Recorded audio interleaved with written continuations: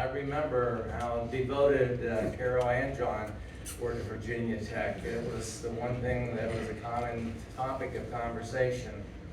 But we met John and Carol in Frederick, Maryland. We lived in a place called Greenbrier Lane.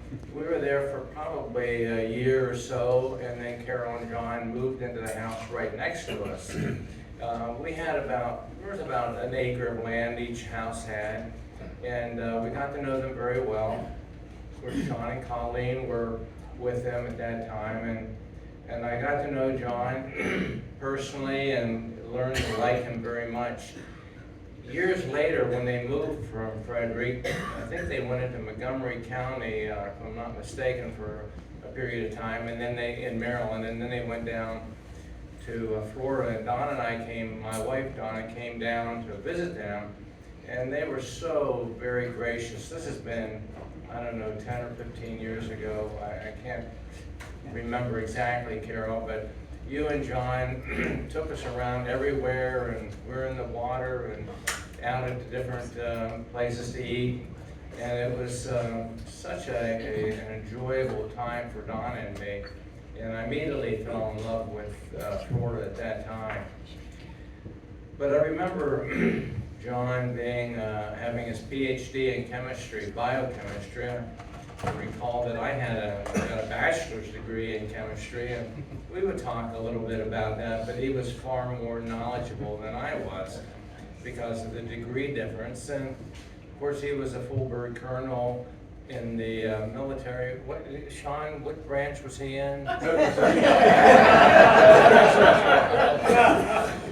I remember that John was a runner, and about that time I was just getting involved in running, and I know he ran marathons. The Marine Marathon was one of the major ones I know that he ran in, and I complained to him once that my knees started hurting. And he said, well, Wally, you just have to run through it, you know. And I thought, okay, I'll try running through it, but it didn't work. And then later I asked him about it, and I told him my knees are bothering, and I think I need to see somebody. And he said, well, let me see your shoes. And he looked at my running shoes, and I hadn't had them for maybe 6 months or a year, and I didn't use them very much. I ran occasionally. I remember running with you and John and Carol, me and Donna and some other people. And we weren't running competitively, obviously. We were just out for a neighborhood run. But John looked at my shoes and he said, and they looked like new to me. He said, you got any new shoes, Wally? And I said, I just bought these things. They're not more than a year old. I think they're less than that. And he explained to me the cushion in the shoe deteriorates even if you're not running with them.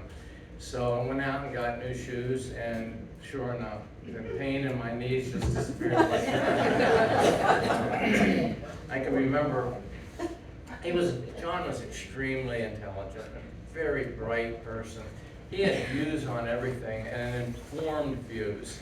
And if I wanted to know something or have his opinion because I valued it, he's the person I went to. And whether it was political or whether it was science or whatever, he was just a smart guy. And I had a doctor's degree, but not a PhD. And so I valued his opinion on things because I knew he was very well informed. But he also had a sense of humor too, as was mentioned by the gentleman before me. And I remember I have 4 children. We have 4 children. My oldest daughter locked herself in her bathroom, and she wasn't coming out. And I begged and I pleaded and did everything we could to get her out. But after 15 minutes, she was still in that bathroom. She wasn't coming out. So I thought, okay, I'm going to get her out. And I put my fist right through the door.